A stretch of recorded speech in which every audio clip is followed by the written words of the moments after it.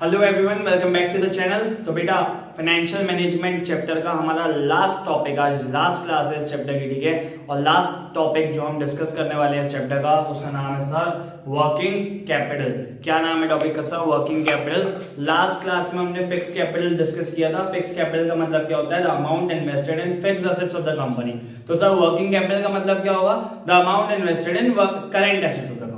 ठीक है, दो टाइप के एसेट्स होते हैं, फिक्स एसेट्स और करंट एसेट्स। तो अगर आपको काम करना है, ठीक है, बिल्कुल अब सिंपल बातें करने वाले हैं सर अपन। अगर आपको बिजनेस करना है तो आपको मशीनें लगेंगी, फैक्ट्री लगेंगी, प्लांट लगेगा, ठीक है। तो ये सारा क्या होता है? आपका फिक्स एसेट्स होता है। बट सर एक बात बताओ ना, सिर्फ अपन ने मशीन लगा ली है फैक्ट्री के अंदर, और फैक्ट्री के अंदर रॉ मटेरियल्स ही नहीं है, लेबर ही नहीं आ रहे हैं काम करने के लिए, तो मशीन अपने आप चल जाएगी क्या? या बिना रॉ मटेरियल डाले अपन मशीन से फिनिश गुड्स निकाल सकते हैं क्या?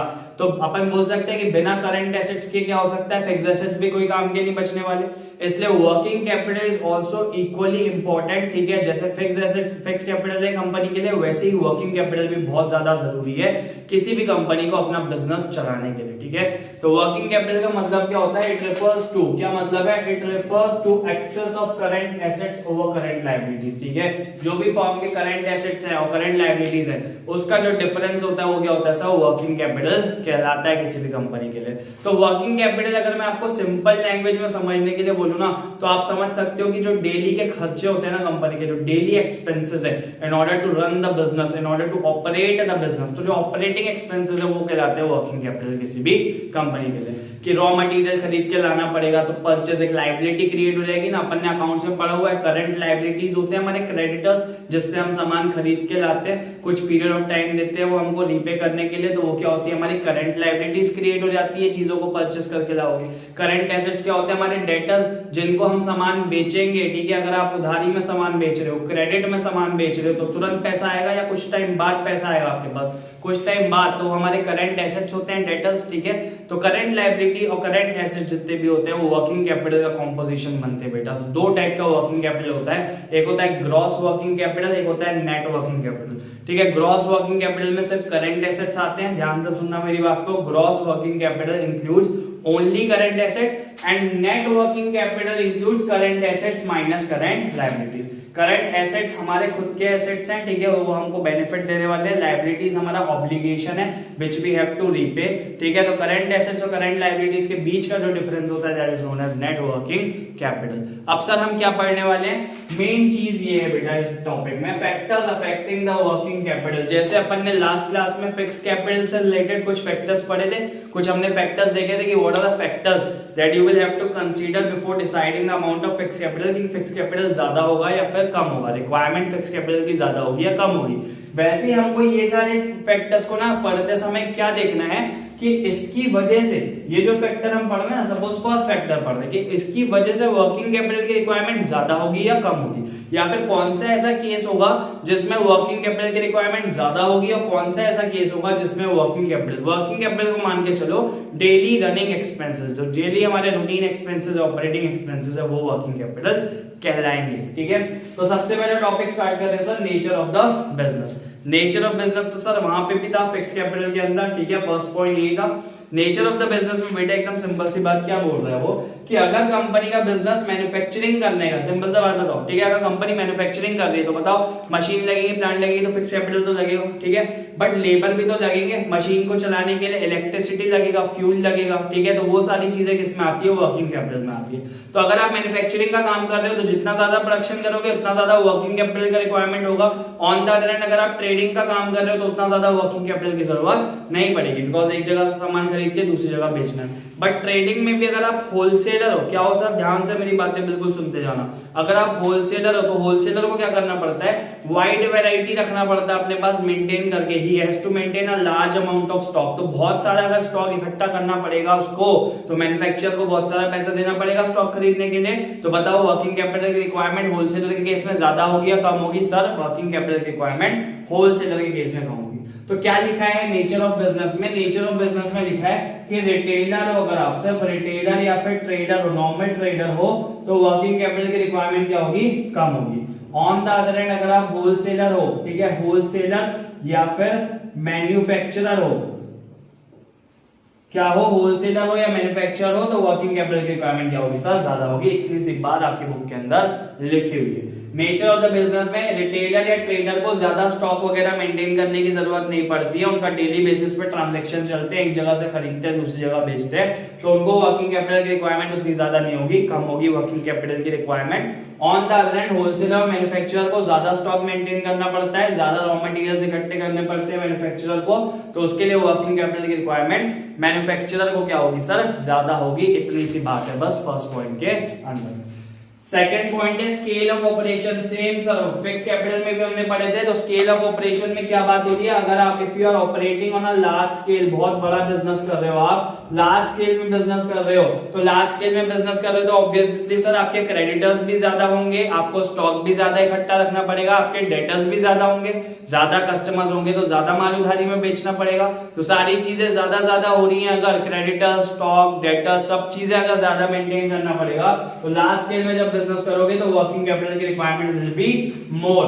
On the other hand if you are operating on small scale, अगर आप छोटी स्केल में काम कर रहे हो तो वर्किंग कैपिटल की रिक्वायरमेंट उतनी ज्यादा नहीं होगी, फिर वर्किंग कैपिटल की रिक्वायरमेंट क्या होगी सर, कम होगी। ठीक है, तो इतनी सी बात है स्केल ऑफ ऑपरेशन में। अगर आप लार्ज स्केल में काम कर रहे हो तो वर्किंग कैपिटल की रिक्वायरमेंट ज्यादा होगी, अगर आप छोटे स्केल में काम कर रहे हो, छोटू बिजनेस कर रहे हो, ठीक है, तो अगर आप छोटू बिजनेस कर रहे हो तो वर्किंग कैपिटल उतना ज्यादा नहीं लगेगा, पैसे की रिक्वायरमेंट उतनी नहीं रहेगी। तीसरा है business cycle fluctuation. Business cycle fluctuation को समझना जरूरी है, तो इसका मतलब देखो बिजनेस साइकिल समझना जरूरी है। सबसे पहले बिजनेस साइकिल क्या होती है, ये एक ऐसी साइकिल चलती है इकोनॉमी के अंदर जिसमें बिजनेस के 4 फेजेस बताए जाते हैं। जो सबसे ज्यादा फ्लरिशिंग फेज होता है वो बूम फेज होता है, जो सबसे ज्यादा खराब फेज होता है उसको डिप्रेशन का फेज बोलते हैं, डिप्रेशन या रिसेशन का फेज कहलाता है। ठीक है, फिर इससे रिकवरी होती है, रिकवरी होते होते वापस से बूम हो जाता है, ये डिक्लाइन स्टेज कहलाती है। तो इससे मतलब नहीं अपन को रिकवरी और डिक्लाइन से, मेन 2 स्टेजेस समझ के चलते हैं अपन। बिजनेस साइकिल की 2 स्टेजेस है, या तो बिजनेस के लिए अच्छा होगा या तो बिजनेस के लिए बुरा होगा, ये 2 कंडीशन हो सकती है किसी भी बिजनेस में। तो सर अगर बूम का पीरियड चल रहा है, बिजनेस साइकिल मतलब कौन से पीरियड में चल रही है सर, बूम के पीरियड में चल रही है। इसका मतलब क्या होता है कि कंपनी के प्रोडक्ट्स की डिमांड बहुत अच्छी है मार्केट में, कस्टमर्स को आपके प्रोडक्ट बहुत पसंद आ रहे हैं, कस्टमर्स बिल्कुल लाइन लगा के खड़े रहते हैं आपके प्रोडक्ट्स खरीदने के लिए, तो आपकी कंपनी के लिए अच्छा है या बुरा है, अपनी कंपनी के लिए ये चीज बहुत अच्छी है सर कि मार्केट में डिमांड बहुत ज्यादा है हमारे प्रोडक्ट की। तो बताओ अगर डिमांड ज्यादा है, बूम का पीरियड चल रहा है मार्केट में सर, से ध्यान से सुन के बताना बिल्कुल, ठीक है, तो बूम का पीरियड अगर चल रहा है मार्केट के अंदर, डिमांड ज्यादा है, तो बताओ प्रोडक्शन बढ़ाना पड़ेगा या कम करना पड़ेगा, प्रोडक्शन बढ़ाना पड़ेगा। And in order to increase the production the requirement for working capital will increase. तो अपन बोल सकते हैं कि बूम का पीरियड अगर रहेगा तो प्रोडक्शन ज्यादा करना पड़ेगा, तो वर्किंग कैपिटल की रिक्वायरमेंट ज्यादा लगेगी, ज्यादा रॉ मटेरियल लगेगा, ज्यादा लेबर लगेंगे, वेजेस ज्यादा पे करना पड़ेगा, तो वर्किंग कैपिटल की रिक्वायरमेंट क्या होगी, ज्यादा होगी। ऑन द अदर हैंड अगर डिप्रेशन का पीरियड चल रहा है, इसका मतलब मार्केट में प्रोडक्ट की डिमांड नहीं है, आपके जो प्रोडक्ट्स है ना मार्केट में कस्टमर्स को पसंद नहीं आ रहे, they are not demanding your products anymore in the market. तो बताओ अब प्रोडक्शन बढ़ाना पड़ेगा या कम करना पड़ेगा सर, प्रोडक्शन ऑटोमेटिकली कम करना पड़ेगा, बिकॉज अभी भी अगर डिमांड नहीं है फिर भी प्रोडक्शन बढ़ा रहे हो तो वो बिकेगी थोड़ी ना चीजें, वो तो बेवकूफी है ना सर बहुत बड़ी। ठीक है, तो अगर डिप्रेशन का पीरियड चल रहा है तो प्रोडक्शन कम करना पड़ेगा, और उस केस में वर्किंग कैपिटल की रिक्वायरमेंट भी क्या हो जाएगी सर, कम हो जाएगी। तो बस ध्यान रखने वाली बात क्या है, बिजनेस साइकिल फ्लक्चुएशन में बूम के पीरियड में क्या होगा, वर्किंग कैपिटल की रिक्वायरमेंट ज्यादा होगी, डिप्रेशन या रिसेशन के पीरियड में वर्किंग कैपिटल की रिक्वायरमेंट सर कम हो जाएगी, बस इतनी सी बात। नेक्स्ट है सीजनल फैक्टर्स। सीजनल फैक्टर्स का मतलब क्या होता है, कई ऐसी कंपनीज हैं जो सीजनल गुड्स बेचती है, जैसे कोई कंपनी है वो क्या बना रही है, सपोज रेनकोट्स बना रही है, ठीक है, रेनकोट बना रही है कोई कंपनी। अब अगर कंपनी रेनकोट बना रही है तो उसकी डिमांड कौन से सीजन में होने वाली है सर, रेनी सीजन में होने वाली है। जब रेनी सीजन आएगा तो इसकी डिमांड बढ़ेगी, तो जब रेनी सीजन आएगा तो इसको प्रोडक्शन ज्यादा करना पड़ेगा, क्योंकि डिमांड इसकी सिर्फ रेनी सीजन में रहेगी ना, थ्रू आउट द ईयर इस चीज की डिमांड रहने वाली है। रेनकोट या अम्ब्रेला बना रही है कोई कंपनी, तो इसकी डिमांड बताओ रेनी सीजन में ही तो होगी ना, थ्रू आउट द ईयर इसकी डिमांड नहीं होने वाली। क्या समर सीजन में या विंटर सीजन में इसकी डिमांड होगी, क्या नहीं होगी। तो जब रेनी सीजन आएगा तो इनको अपना प्रोडक्शन बढ़ाना पड़ेगा, और उस केस में वर्किंग कैपिटल की रिक्वायरमेंट क्या हो जाएगी, बढ़ जाएगी। बाकी अदर सीजन जब रहेंगे तो इनको प्रोडक्शन उतना ज्यादा बढ़ाने की जरूरत नहीं है, बिकॉज इनके प्रोडक्ट की उस टाइम पे डिमांड मार्केट में नहीं रहने वाली है, तो अदर सीजन में इनकी वर्किंग कैपिटल की रिक्वायरमेंट क्या होगी, कम होगी। तो ऐसी कंपनी, ध्यान से सुनना मेरी बात, ऐसी कंपनीज जो सीजनल गुड्स बना रही है, अब जैसे अभी बात की अपन ने रेनकोट्स बना रही है, अम्ब्रेलास बना रही है, तो रेनी सीजन के लिए हो गया। कोई कंपनी वुलन क्लोथ्स बना रही है तो वो कौन से सीजन के लिए हो जाएगा, विंटर सीजन के लिए हो जाएगा। तो जब विंटर सीजन आएगा तो उसकी डिमांड बढ़ेगी तो वर्किंग कैपिटल की रिक्वायरमेंट बढ़ेगी। ऑफ सीजन में डिमांड कम हो जाएगी तो वर्किंग कैपिटल की रिक्वायरमेंट कम। कोई कंपनी एयर कंडीशन बना रही है, एयर कंडीशनर्स बना रही है, तो समर सीजन में डिमांड ज्यादा होगी तो वर्किंग कैपिटल की रिक्वायरमेंट उनको ज्यादा रहेगी, ज्यादा स्टॉक इकट्ठा करना पड़ेगा, ज्यादा प्रोडक्शन करना पड़ेगा। ऑफ सीजन विंटर सीजन वगैरह में एयर कंडीशंस की डिमांड नहीं रहेगी तो तब क्या होगा, वर्किंग कैपिटल की रिक्वायरमेंट कम होगी। तो आई होप आपको अच्छे से समझ में आया होगा। सीजनल फैक्टर्स में क्या लिखा है, अगर सीजन चल रहा है, आप जो भी गुड्स बना रहे हो उसका सीजन चल रहा है तो वर्किंग कैपिटल की रिक्वायरमेंट बढ़ जाएगी। अगर ऑफ सीजन चल रहा है, वो सीजन नहीं चल रहा है जो गुड्स आप बनाते हो, तो वर्किंग कैपिटल की रिक्वायरमेंट कम हो जाएगी। ठीक है, नेक्स्ट है टेक्नोलॉजी एंड प्रोडक्शन साइकिल। इसमें दो बातें हैं, ठीक है, एक ही पॉइंट में दो बातें लिखी हुई है। पहले तो टेक्नोलॉजी मतलब वो टेक्निक से रिलेटेड लिखा हुआ है, ठीक है। टेक्नोलॉजी का मतलब किससे रिलेटेड लिखा है सर, टेक्निक से रिलेटेड। तो फिक्स कैपिटल में भी हमने पढ़ा था दो टाइप की टेक्निक होती है, कैपिटल इंटेंसिव और दूसरी होती है सर लेबर इंटेंसिव। ठीक है, तो उसमें हमने क्या पढ़े थे, अगर कैपिटल इंटेंसिव मतलब मशीन्स का ज्यादा यूज हो रहा है तो फिक्स कैपिटल की रिक्वायरमेंट ज्यादा होती थी, और लेबर इंटेंसिव में लेबर का ज्यादा यूज हो रहा है तो फिक्स कैपिटल की रिक्वायरमेंट क्या होती थी, कम होती थी। इसलिए मैं बोल रहा हूँ कि प्रीवियस लेक्चर्स पहले देखो बेटा, तब जाके मजा आने वाला है पढ़ने में। ठीक है, फिक्स कैपिटल देखे बिना वर्किंग कैपिटल मत पढ़ना, ठीक है। अपन एक सीक्वेंस में चल रहे हैं, अपन स्टेप बाय स्टेप चल रहे हैं सारी चीजें, है ना।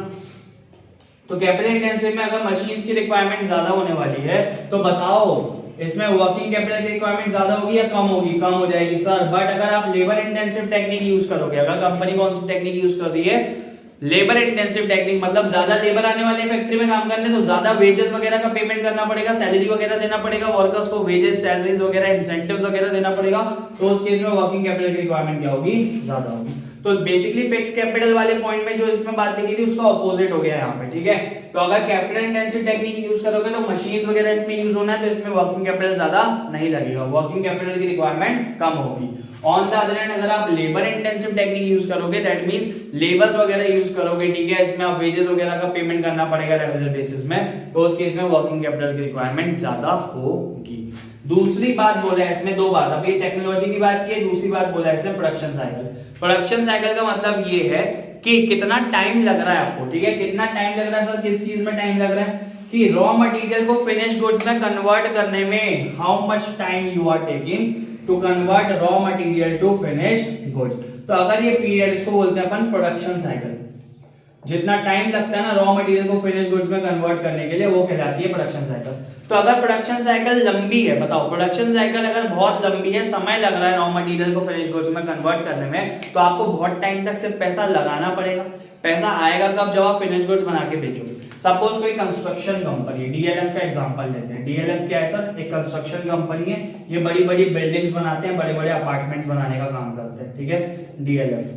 तो अगर डीएलएफ क्या बना रही है सर, ये बिल्डिंग बना रही है, एक टाउनशिप बना रही है, ठीक है, एक टाउनशिप बना रही है डीएलएफ। तो बताओ आज की डेट में काम चालू हुआ, आज सपोज 1 अप्रैल 21 को इसने काम चालू किया इस टाउनशिप का, तो क्या एक दिन में या 2 दिन में या 10 दिन में टाउनशिप बन के रेडी हो जाएगी, फ्लैट अपन बेच देंगे, पैसा आ जाएगा, क्या नहीं होने वाला ना सर ऐसा, तो इसमें टाइम लगेगा। सपोज इसको बनने में 2 साल लग गया, ये कब तक बनी, 31 मार्च 23 को कंप्लीट हुई। तो फिर जब ये बिल्डिंग कंप्लीट हुई तो इन लोगों ने कस्टमर्स को फ्लैट्स बेचने स्टार्ट किए और पैसा इनके पास तब आना स्टार्ट हो गया, ठीक है, इनके पास रुपी का इनफ्लो होना तब स्टार्ट हुआ 2 साल बाद। तो अपन बोल सकते हैं कि 2 साल तक तो इन्होंने सिर्फ पैसा अपनी जेब से लगाया होगा, पैसा आना कब स्टार्ट हुआ, 2 साल बाद। तो ये क्या हो गया, प्रोडक्शन साइकिल ये छोटी हुई है, प्रोडक्शन साइकिल लंबी हो गई। सर लंबी हो गई ना प्रोडक्शन साइकिल, तो अपन क्या बोल रहे हैं, ध्यान से सुनना, ठीक है, ध्यान से सुनना। If the length of production cycle is मोर, अगर प्रोडक्शन साइकिल की लेंथ ज्यादा है, इस केस में बताओ प्रोडक्शन साइकिल की लेंथ कैसी थी, ज्यादा थी प्रोडक्शन साइकिल की लेंथ, तो ज्यादा लेंथ होगी तो बताओ शुरू में बहुत सारा पैसा अपन को लगाते जाना पड़ेगा, रॉ मटेरियल्स अपनी जेब से खर्चा करना पड़ेगा, तो उस केस में वर्किंग कैपिटल की रिक्वायरमेंट, इस पूरे सिनेरियो में वर्किंग कैपिटल की रिक्वायरमेंट क्या होगी, ज्यादा हो जाएगी।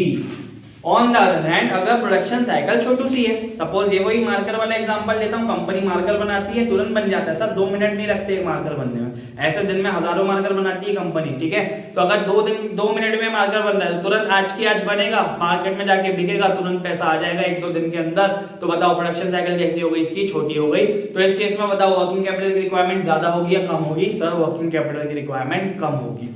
तो प्रोडक्शन साइकिल में क्या है, अगर लेंथ ऑफ प्रोडक्शन साइकिल बड़ी है, if the length of production cycle is more than the requirement of working capital will be मोर।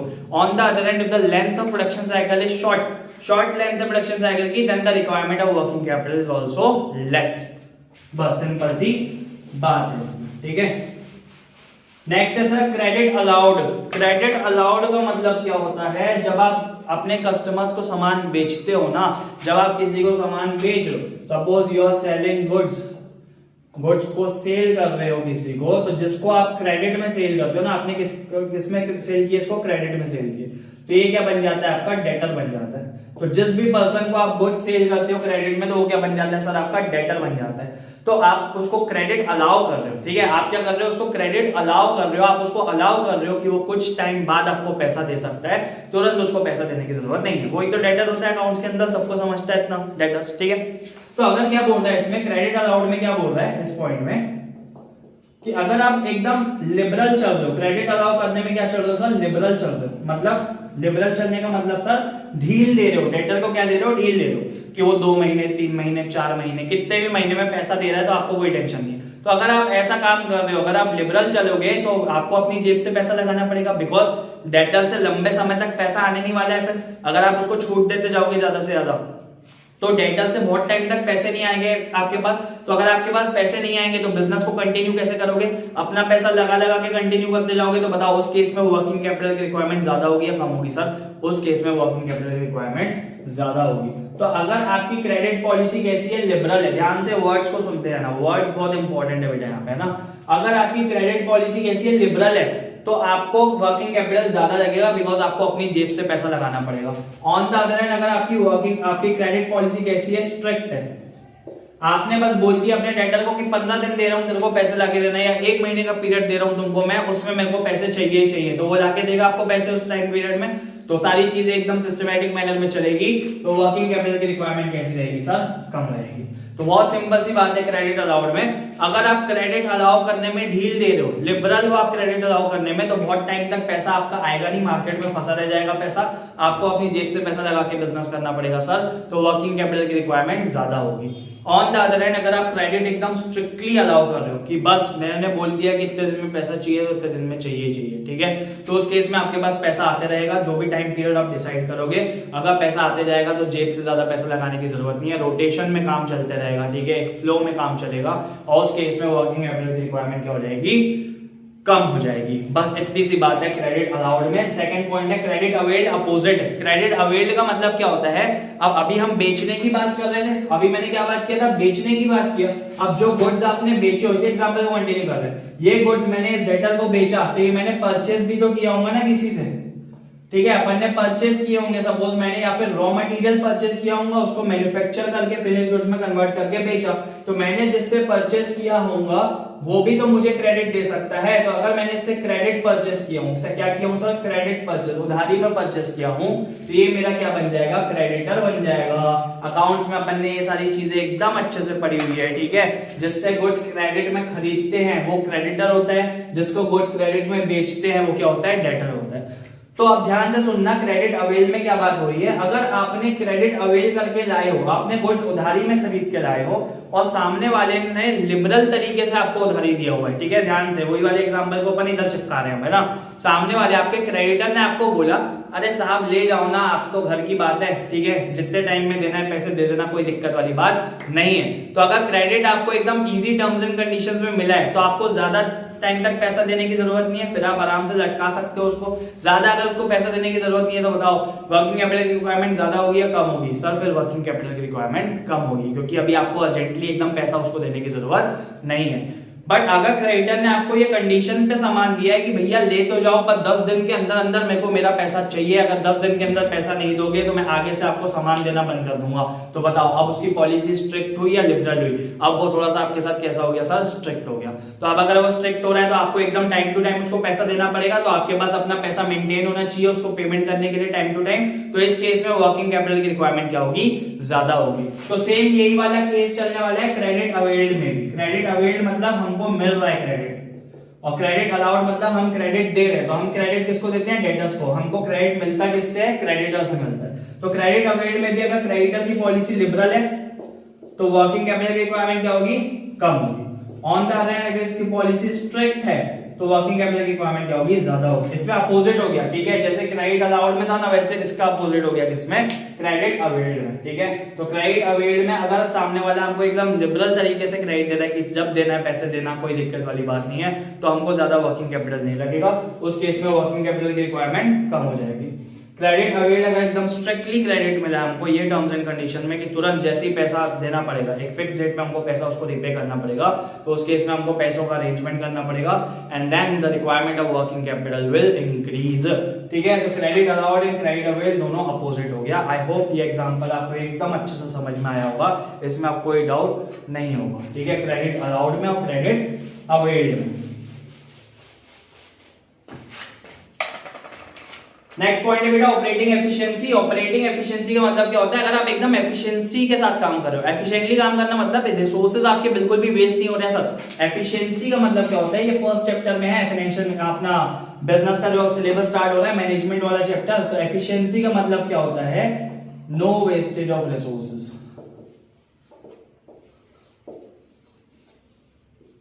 ठीक है। तो अगर आप एकदम एफिशिएंसी के साथ काम कर रहे हो, you are operating with extreme efficiency, then your resources are not getting wasted, तो आपके रिसोर्सेज क्या हो रहे हैं, वेस्ट नहीं हो रहे। और अगर रिसोर्सेज वेस्ट नहीं हो रहे हैं तो बताओ वर्किंग कैपिटल की रिक्वायरमेंट ज्यादा होगी या कम होगी, फिसल कम लगेगा। रिसोर्स वेस्ट हो रहे होते तो अननेसेसरली ज्यादा पैसा लगाना पड़ता ना अपन को, बिकॉज बहुत सारी चीजें क्या हो जाती है, वेस्ट हो जाती है। तो डबल काम करना पड़ता तो रिक्वायरमेंट ज्यादा होती। तो अगर अपन बोल सकते हैं एफिशिएंसी के साथ काम चल रहा है तो रिसोर्सेज वेस्ट नहीं हो रहे, तो जो वर्किंग कैपिटल की रिक्वायरमेंट है वो क्या होगी, कम होगी। बट अगर एफिशिएंसी के साथ काम नहीं चलता तो वर्किंग कैपिटल की रिक्वायरमेंट क्या होगी सर, ज्यादा होती। तो बस सिंपल सी बात है, ऑपरेटिंग एफिशिएंसी में अगर एफिशिएंसी के साथ काम चल रहा है तो वर्किंग कैपिटल की रिक्वायरमेंट कम होगी। एफिशिएंसी के साथ काम नहीं चल रहा है, that means your resources are getting wasted, तो रिसोर्स अगर वेस्ट हो रहे हैं तो वर्किंग कैपिटल की रिक्वायरमेंट क्या होगी, ज्यादा होगी। नेक्स्ट है availability of raw material. Simple सी बात है, आपको देखना है कि रॉ मटेरियल्स क्या एकदम इजीली अवेलेबल है क्या मार्केट के अंदर। जो भी प्रोडक्ट्स आप बनाते हो, सपोज आप क्या बना रहे हो, ठीक है, कोई एक प्रोडक्ट बना रहे हो, आप सपोज शूज बना रहे हो, लेदर के शूज बना रहे हो, तो आपको देखना है कि यार लेदर अवेलेबल है कि नहीं मार्केट में। जब अपन सप्लायर को कॉल करें तो तुरंत वो डिलीवरी दे सकता है कि नहीं अपन को लेदर की, क्योंकि लेदर के शूज बनाने के लिए जो बेसिक रॉ मटेरियल है वो क्या होगा, लेदर होगा। तो बिना लेदर के तो शूज बन नहीं सकते। तो अगर आपके रॉ मटेरियल्स इजीली अवेलेबल है तो आपको स्टॉक रखने की जरूरत नहीं है, तुरंत कॉल किया 1 घंटे के अंदर ट्रक आ जाता है, लेदर बिल्कुल आपके, ठीक है, फैक्ट्री के अंदर पहुंच जाता है और आप प्रोडक्शन को कंटिन्यू कर सकते हो। बट अगर शॉर्टेज है, ठीक है, अवेलेबिलिटी नहीं है रॉ मटेरियल की, क्या है, शॉर्टेज है रॉ मटेरियल का, कम से कम 1 महीने पहले ऑर्डर देना पड़ता है सप्लायर को, तब जाके वो 1 महीने बाद आपको ट्रक भेजता है। तो उस केस में बताओ आपको फिर स्टॉक मेंटेन करना पड़ेगा। स्टॉक मेंटेन करना पड़ेगा तो वर्किंग कैपिटल की रिक्वायरमेंट क्या हो जाएगी, ज्यादा हो जाएगी। तो सिंपल सी बात है, अवेलेबिलिटी ऑफ रॉ मटेरियल में अगर रॉ मटेरियल अवेलेबल है, ठीक है, जस्ट इन टाइम, जैसे ही आप कॉल करो तुरंत रॉ मटेरियल आ जाता है सामने वाले के पास से, ठीक है, सप्लायर तुरंत रॉ मटेरियल भिजवा देता है, तो इसमें स्टॉक मेंटेन करने की जरूरत नहीं है, वर्किंग कैपिटल की रिक्वायरमेंट लो होगी। बट अगर रॉ मटेरियल की क्या है, शॉर्टेज है, सेकंड सिचुएशन देख रहे हैं, शॉर्टेज है रॉ मटेरियल की, आपको 1-1, 1.5 महीने पहले ऑर्डर लगाना पड़ता है सप्लायर के पास कॉल करके, ठीक है, वेटिंग में जाता है आपको ऑर्डर, उसके बाद तो 1-1.5 महीने के प्रोडक्शन ही नहीं करोगे क्या आप। सब शॉर्टेज है रॉ मटेरियल की, आज मैंने कॉल किया, सप्लायर ने बोला हाँ भैया ठीक है मैं 1 महीने बाद आपको भेज दूंगा, तो अब एकदम मेरा फैक्ट्री में रॉ मटेरियल अगर खत्म हो गया तो क्या मैं 1 महीने फैक्ट्री बंद कर दूंगा क्या। उसमें क्या करना पड़ेगा, फिर मेरे को स्टॉक मेंटेन करके रखना पड़ेगा, एक अच्छा खासा स्टॉक मेंटेन करना पड़ेगा, और जैसे ही स्टॉक उस लेवल से नीचे जाएगा तो मैं पहले ही ऑर्डर लगा के रख दूंगा ताकि 1 महीने तक मेरा काम चल जाए, जब तक सप्लायर उस रॉ मटेरियल को फैक्ट्री में ना भेजे। तो ठीक है, अगर रॉ मटेरियल की शॉर्टेज है मार्केट में, मतलब ऑर्डर्स लगाने पड़ते हैं, time there is a delay, ठीक है, ऑर्डर प्लेसमेंट में और रिसीव होने में डिले चलता है, तो उस केस में वर्किंग कैपिटल की रिक्वायरमेंट ज्यादा होगी, क्योंकि आपको इन्वेंट्री मेंटेन, स्टॉक मेंटेन करके रखना पड़ेगा एक डिसेंट अमाउंट का अपने फैक्ट्री के अंदर, ठीक है। तो अवेलेबिलिटी ऑफ रॉ मटेरियल में क्या बात लिखी है, अगर रॉ मटेरियल इजीली अवेलेबल है तो वर्किंग कैपिटल की रिक्वायरमेंट कम होगी, अगर रॉ मटेरियल अवेलेबल नहीं है, उनकी शॉर्टेज है, तो वर्किंग कैपिटल की रिक्वायरमेंट कैसी होगी सर, ज्यादा होगी, ठीक है। नेक्स्ट है level of competition. Level of competition का मतलब क्या है कि किस लेवल पे कंपटीशन चल रहा है। अगर बहुत सारे कॉम्पिटिटर्स मार्केट में प्रेजेंट है, ठीक है, आप जो बिजनेस में काम करते हो उसमें कंपटीशन कैसा है सर, ज्यादा है। तो कंपटीशन अगर ज्यादा है तो आपको अपना प्रोडक्शन ज्यादा करना पड़ेगा, आपको वेराइटीज मेंटेन करना पड़ेगा अलग अलग लेवल पे, ताकि आप अपने कॉम्पिटिटर्स को अच्छी टक्कर दे सको, उनके साथ कंपीट कर सको। तो अगर कंपटीशन ज्यादा है तो प्रोडक्शन ज्यादा करना पड़ेगा, वेराइटीज ज्यादा बनाना पड़ेगा, तो उस केस में वर्किंग कैपिटल की रिक्वायरमेंट क्या होगी, ज्यादा होगी। ऑन द अदर हैंड अगर कंपटीशन कम है, level of competition is low, या फिर if there is no competition in the market, आप मोनोपोली चल रही है आपकी मार्केट के अंदर कि you alone are delivering a particular commodity in the market, you alone are supplying a particular commodity, तो उस केस में आप अपने हिसाब से काम कर सकते हो, थोड़ा बहुत डिले भी कर सकते हो, प्रोडक्शन को कम ज्यादा भी कर सकते हो, प्राइसेस ऊपर नीचे कर सकते हो, तो उसमें वर्किंग कैपिटल की इतनी रिक्वायरमेंट नहीं होगी as compare to high competition situation. तो सिंपल सी बात क्या लिखा है लेवल ऑफ कंपटीशन में, अगर कंपटीशन ज्यादा है तो उसको मीट करने के लिए, कंपीट करने के लिए आपको क्या करना पड़ेगा, प्रोडक्शन ज्यादा करना पड़ेगा, वर्किंग कैपिटल की रिक्वायरमेंट ज्यादा होगी। ऑन द अदर हैंड अगर लेवल ऑफ कंपटीशन उतना ज्यादा नहीं है, आप अकेले प्रोडक्शन कर रहे हो इकोनॉमी के अंदर किसी कमोडिटी का, तो उस केस में क्या होगा, वर्किंग कैपिटल की रिक्वायरमेंट कम होगी, क्योंकि आपको प्रोडक्शन ज्यादा फिर करना नहीं पड़ेगा, आप कम लेवल पे भी अपने हिसाब से प्रोडक्शन कर सकते हो। ठीक है, नेक्स्ट है इन्फ्लेशन। इन्फ्लेशन का अगर सिंपल सा मीनिंग अपन देखें, इन्फ्लेशन का मतलब चीजों के प्राइसेस बढ़ना। ठीक है, सारी चीजों के जब प्राइसेस इकोनॉमी में बढ़ने लगते हैं, महंगाई बोलते हैं हिंदी में अपन इन्फ्लेशन को, तो जब चीजों के प्राइसेस बढ़ते हैं, अलग अलग कमोडिटीज के प्राइसेस बढ़ते हैं मार्केट में, वो सिचुएशन क्या कहलाती है, इन्फ्लेशन कहलाती है। ठीक है, तो अगर इन्फ्लेशन की सिचुएशन है मार्केट में, बताओ इन्फ्लेशन की सिचुएशन है, प्राइसेस बढ़ रहे हैं तो सारी चीजों के प्राइसेस बढ़ रहे होंगे, लेबर भी महंगा होगा, रॉ मटेरियल भी महंगे होंगे। ठीक है, तो सारी चीजें क्या होती रहेगी, महंगी होती रहेगी, तो आपको ज्यादा वेजेस पे करना पड़ेगा, रॉ मटेरियल के लिए ज्यादा पैसा देना पड़ेगा अपने सप्लायर को, तो उस केस में बताओ इन्फ्लेशन है तो वर्किंग कैपिटल की रिक्वायरमेंट क्या होगी, ज्यादा होगी। ऑन द अदर हैंड अगर इन्फ्लेशन नहीं है तो वर्किंग कैपिटल की रिक्वायरमेंट उतनी ज्यादा नहीं होगी, मतलब चीजों के दाम नहीं बढ़ रहे हैं, पुराने दाम से ही वेजेस चल रही है, पुराने दाम पे रॉ मटेरियल आपको मिल रहे हैं, तो उतने ज्यादा वर्किंग कैपिटल की रिक्वायरमेंट फिर नहीं होगी। तो सिंपल सी बात है इसमें, अगर महंगाई बढ़ रही है तो रॉ मटेरियल की रिक्वायरमेंट ज्यादा होगी, वर्किंग कैपिटल ज्यादा लगेगा आपको, अगर महंगाई नहीं है तो वर्किंग कैपिटल की रिक्वायरमेंट कम होगी। डायरेक्ट रिलेशन चलने वाला है महंगाई के साथ वर्किंग कैपिटल रिक्वायरमेंट कम। लास्ट है ग्रोथ प्रोस्पेक्ट्स। ग्रोथ प्रोस्पेक्ट्स एकदम सिंपल सी बात है, ठीक है, अगर कंपनी को ग्रो करना है फ्यूचर में, ऐसी अपॉर्चुनिटीज अवेलेबल है कि कंपनी ग्रो कर सकती है, तो ग्रो करने के लिए क्या करना पड़ेगा सर, ग्रो करने के लिए हो सकता है डाइवर्सिफाई भी करना पड़े। डाइवर्सिफाई का मतलब पड़े थे अपन ने कि नए नए लाइन ऑफ प्रोडक्ट्स इंट्रोड्यूस करते जाएंगे मार्केट के अंदर, या फिर प्रोडक्शन को इंक्रीज करना पड़े। तो अगर डाइवर्सिफाई करना है और प्रोडक्शन को बढ़ाना है तो उसके लिए बताओ वर्किंग कैपिटल ज्यादा लगेगा या कम लगेगा, सर ज्यादा लगेगा वर्किंग कैपिटल। तो अगर ग्रोथ प्रोस्पेक्ट्स अवेलेबल हैं, ग्रोथ अपॉर्चुनिटीज अवेलेबल हैं, तो वर्किंग कैपिटल की रिक्वायरमेंट ज्यादा होगी। अगर ग्रोथ की अपॉर्चुनिटीज अवेलेबल नहीं है तो वर्किंग कैपिटल की रिक्वायरमेंट कम होगी। सिंपल सी बात है इसमें बिल्कुल, ठीक है। तो क्या बोल रहे हैं अपन, अगर कंपनी के पास अपॉर्चुनिटीज है ग्रो करने की तो ज्यादा प्रोडक्शन करना पड़ेगा, वर्किंग कैपिटल ज्यादा लगेगा। अगर ग्रो करने की कोई अपॉर्चुनिटी नहीं है तो वर्किंग कैपिटल की रिक्वायरमेंट कम होगी। तो ये थे सर 12 पॉइंट्स, 12 फैक्टर्स थे ऐसे जो अफेक्ट करते हैं किसी भी कंपनी की वर्किंग कैपिटल के रिक्वायरमेंट को। आई होप आपको सारे फैक्टर्स अच्छे से समझ में आएंगे। तो इस टॉपिक के साथ सर चैप्टर हमारा खत्म हुआ फाइनेंशियल मैनेजमेंट। टोटल 10 पार्ट्स में ये चैप्टर डिवाइडेड है, ठीक है। आप लोगों ने अगर यहां तक पूरे पार्ट्स अच्छे से देखे हैं तो बिल्कुल आपको इस चैप्टर में अब मेरे हिसाब से कोई भी टेंशन नहीं होनी चाहिए। अब जितने भी क्वेश्चंस आप सॉल्व करेंगे इस चैप्टर के, ठीक है, वो आपको इजीली बन जाएंगे, ऐसी मेरी उम्मीद है, ठीक है। अगर आपको फिर भी कोई डाउट आता है इस चैप्टर को लेके तो आप नीचे कमेंट सेक्शन में स्पेसिफिकली बता सकते हैं कि आपको कौन कौन से टॉपिक में डाउट है। मैं अलग से उस पर वीडियोस बनाने की पूरी कोशिश करूंगा, ठीक है। तो आगे की वीडियोस के लिए, आगे के चैप्टर्स के लिए चैनल के साथ जुड़े रहिए। Thank you so much for watching.